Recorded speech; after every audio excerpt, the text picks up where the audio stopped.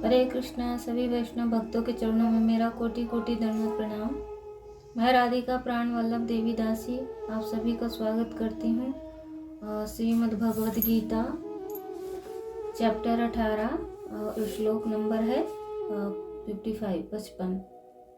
तो इसमें भगवान क्या कह रहे हैं कि भक्त्या माम अभिजानाति यावनया च अस्मि तत्वतः तथा मां तत्वता ज्ञात्वा विशते तत् अनंतरम। भक्त्या शुद्ध भक्ति से, माम मुझको, अभिजानाति जाना जा सकता है, यावन जितना, यच अस्मि जैसा मैं हूँ, तत्वता सत्यता, तथा तत्पश्चात, माम मुझको, तत्वता सत्यता, ज्ञात्वा जानकर, विशिष्यते प्रवेश करता है, तत् अनंतरम तत्पश्चात। अनुवाद और तात्पर्य। श्रीला प्रभुपाद के द्वारा श्रीला प्रभुपाद की जय, अनंत कोटि वैष्णव भक्त वृंद की जय, श्रीला गुरु महाराज की जय, हरे कृष्णा। श्रीमद् भगवद गीता की जय। केवल भक्ति से मुझ भगवान को यथा रूप से जाना जा सकता है। तो भगवान को सिर्फ भक्ति से ही जाना जा सकता है। जब मनुष्य ऐसी भक्ति से मेरे पूर्ण भावनामृत में होता है तो वह वैकुंठ जगत में प्रवेश कर सकता है। तात्पर्य। श्रील प्रभुपाद के द्वारा तात्पर्य। हरे कृष्ण। भगवान श्री कृष्ण तथा उनके स्वांशों को ना तो मनोधर्म के द्वारा जाना जा सकता है, ना ही अभक्तगण उन्हें समझ सकते हैं।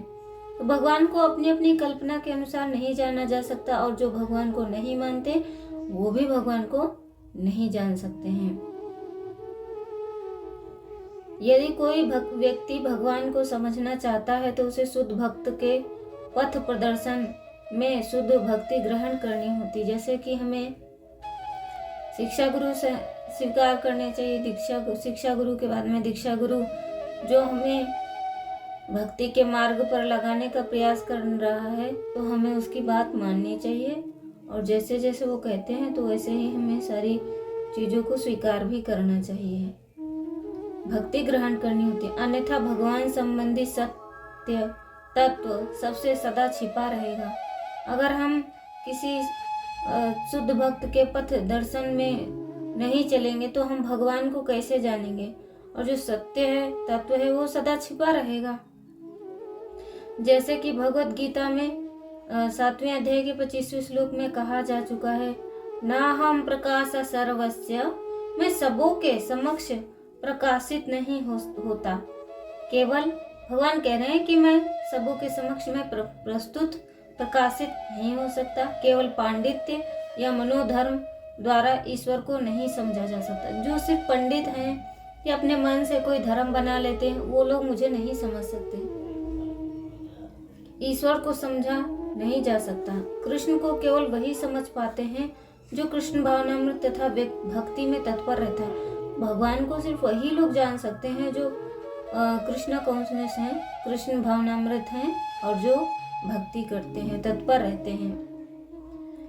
इसमें विश्वविद्यालय की उपाधियां सहायक नहीं है। तो इसमें सिर्फ जो विश्वविद्यालय की उपाधियां, जैसे हमारे पास ग्रेजुएशन कंप्लीट है, एमए कंप्लीट है, एमकॉम कंप्लीट है, तो ये सब उपाधि सहायक नहीं हो सकती हैं। जो आज की आधुनिक शिक्षा है वो नहीं सहायक हो सकती हैं, जैसे कि सिखाया जाता है।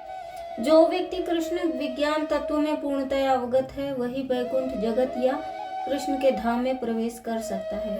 ब्रह्म भूत होने का अर्थ यह नहीं है कि वह अपना स्वरूप खो बैठता है। भक्ति तो रहती ही है। जब तक भक्ति का अस्तित्व रहता है तब तक ईश्वर, भक्त तथा भक्ति की विधि रहती है। ऐसे ज्ञान का नाश मुक्ति के बाद भी नहीं होता। मुक्ति का अर्थ है देहात्म बुद्धि से मुक्ति प्रदान प्राप्त करना। मुक्ति का अर्थ है देहात्म बुद्धि से मुक्ति प्राप्त करना। आध्यात्मिक जीवन में वैसा ही अंतर, वही व्यक्तित्व स्वरूप बना रहता है, लेकिन शुद्ध कृष्ण भावनामृत में विशते शब्द का अर्थ है मुझ में प्रवेश करता है। ब्रह्मवश यह नहीं सोचना चाहिए यह शब्द अद्वैतवाद का पोषक है। और मनुष्य निर्गुण ब्रह्म से एकाकार हो जाता है। ऐसा नहीं। विशिष्टता का तात्पर्य है कि मनुष्य अपने व्यक्तित्व सहित भगवान के धाम में भगवान की संगति करने तथा उनकी सेवा करने के लिए प्रवेश कर सकता है। उदाहरणार्थ, एक हरा पक्षी सुख हरे वृक्ष में इसलिए प्रवेश नहीं करता कि वह वृक्ष से तदाकार लीन हो जाए, अपितु वह वृक्ष के फलों का भोग करने के लिए प्रवेश करता है। निर्विशेषवादी सामान्यतः समुद्र में गिरने वाली तथा समुद्र में मिलने वाली नदियों का दृष्टांत प्रस्तुत करते हैं। यह निर्विशेषवादियों के लिए आनंद का विषय हो सकता है, लेकिन साकारवादी अपने व्यक्तित्व को उसी प्रकार बनाए रखना चाहता है जिस प्रकार समुद्र में एक जलचर प्राणी। यदि हम समुद्र की गहराई में प्रवेश करें तो हमें अनेक जीव मिलते हैं। केवल समुद्र की ऊपरी जानकारी पर्याप्त नहीं है, समुद्र की गहराई में रहने वाले जलचर प्राणियों की भी जानकारी रखना आवश्यक है। भक्त अपनी शुद्ध भक्ति के कारण परमेश्वर के दिव्य गुणों तथा ऐश्वर्य को यथार्थ रूप से जान सकता है। जैसा कि 11वें अध्याय में कहा जा चुका है, केवल भक्ति द्वारा इसे समझा जा सकता है। इसी की पुष्टि यहाँ पर हुई है। मनुष्य भक्ति द्वारा भगवान को समझ सकता है और उनके धाम में प्रवेश कर सकता है। भौतिक बुद्धि में मुक्ति की अवस्था ब्रह्मभूत अवस्था को प्राप्त कर लेने के बाद भगवान के विषय में श्रवण करने से भक्ति का शुभारंभ होता है। तो यहाँ पर सबसे ज्यादा बल दिया जा रहा है श्रवण। तो जब तक हम सुनने पर बल नहीं देंगे तब तक हम भगवान को कैसे समझेंगे। भगवान के दर्शन हम आंखों से नहीं कर सकते, भगवान के दर्शन हम सिर्फ कानों से कर सकते हैं। जब कोई परमेश्वर के विषय में श्रवण करता है तो स्वतः ब्रह्मभूत अवस्था का उदय होता है और भौतिक कल्मश यथा लोभ तथा काम का विलोप होता है। जैसे जैसे हम भगवान के विषय में सुनने लगते हैं वैसे वैसे हमारे अंदर से यथा लोभ तथा काम का विलोप होता है, अर्थात हमारे अंदर काम जो चीज़ों के प्रति आसक्ति है वो कम हो जाता है। लोभ किसी चीज़ के प्रति लालच हमारे अंदर से गायब होने लगता है, समाप्त होने लगता है, विलोप होने। ज्यों ज्यों भक्त के हृदय में काम तथा इच्छाएं विलुप्त होती जाती हैं त्यों त्यों वह भगवत भक्ति के प्रति अधिक आसक्त हो जाता है और इस तरह भौतिक कलमश से मुक्त हो जाता है। जीवन की उस स्थिति में वह भगवान को समझ सकता है। श्रीमद् भागवत में भी इसका कथन हुआ है, मुक्ति के बाद भक्ति योग चलता रहता है। इसकी पुष्टि वेदांत सूत्र के में होती है, अप्राणायात तत्रापि ही दृष्टम। इसका अर्थ है कि मुक्ति के बाद भक्ति योग चलता रहता है। श्रीमद् भागवत में वास्तविक भक्ति में मुक्ति की जो परिभाषा दी गई है उसके अनुसार ही यह जीवन अपने स्वरूप या अपनी निजी स्वाभाविक स्थिति में पुनः प्रतिष्ठापित हो जाना है।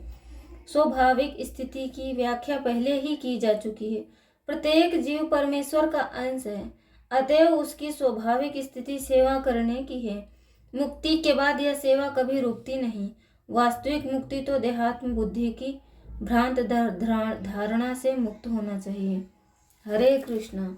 तो बहुत सुंदर यहाँ पर प्रभुपाद जी ने बताया है कि भगवान को सिर्फ श्रवण के माध्यम से ही जाना जा सकता है। हरे कृष्णा। धन्यवाद मुझे सुनने के लिए। वांछाय कल्पतरुभ्यश्च कृपा सिंधु भयेव च पतितानां पावनेभ्यो वैष्णवेभ्यो नमो नमः। हरे कृष्णा।